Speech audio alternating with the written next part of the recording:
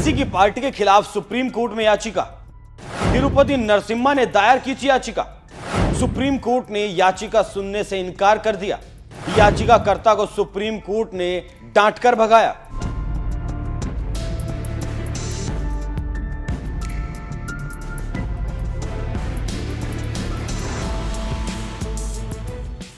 धर्म के नाम पर राजनीति, वोट के नाम पर मजहब, ये आरोप तो भारतीय राजनीति में रोज लगते हैं। लेकिन जब सवाल सिर्फ आरोप से आगे बढ़कर देश की सबसे बड़ी अदालत के दरवाजे तक पहुंच जाए तो मामला सिर्फ राजनीतिक नहीं, संविधान की आत्मा से जुड़ जाता है। और इस बार केंद्र में है AIMIM यानी असदुद्दीन ओवैसी की पार्टी, और याचिका करता है एक शिवसेना नेता तिरुपति नरसिम्हा मुरारी, जिन्होंने सीधा सुप्रीम कोर्ट में याचिका दायर कर दी ओवैसी की पार्टी की मान्यता रद्द कर दी जाए। पर फिर जो हुआ उसने पूरे देश को चौंका दिया।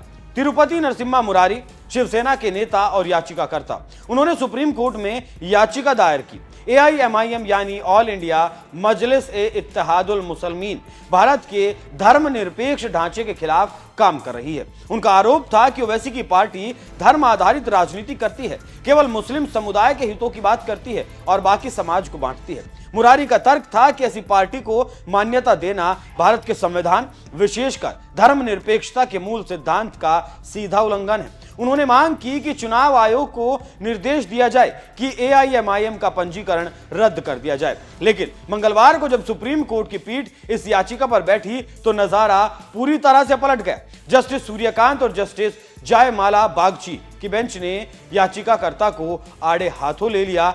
जजों ने याचिकाकर्ता से सवाल पूछा, आप सिर्फ एक पार्टी को निशाना क्यों बना रहे हैं? अगर मुद्दा धर्म की राजनीति है तो ऐसी तो कई पार्टियां हैं, फिर सिर्फ AIMIM पर ध्यान क्यों? अगर आपको गंभीर सुनवाई चाहिए तो फिर एक व्यापक याचिका दायर करें जिसमें बाकी राजनीतिक दल भी शामिल हों, और तब हम देखेंगे कि संविधान और कानून का क्या दायरा बनता है। इससे आप समझ सकते हैं कि कैसे सुप्रीम कोर्ट ने याचिकाकर्ता की क्लास लगाकर रख दी और शिवसेना नेता को उल्टे पांव वापस खाली हाथ लौट जाना पड़ा।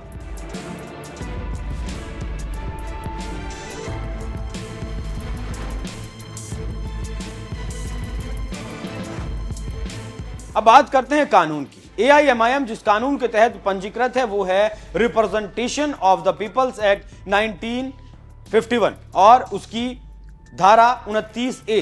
इसमें साफ तौर पर लिखा है कि किसी पार्टी का पंजीकरण तभी वैध माना जाएगा जब वो भारत की संप्रभुता, एकता और अखंडता को बनाए रखने की शपथ ले, उसका संविधान लोकतांत्रिक मूल्यों के अनुरूप हो और उसमें संगठनात्मक ढांचे, चुनावों, पदाधिकारियों की नियुक्तियों आदि का स्पष्ट विवरण हो।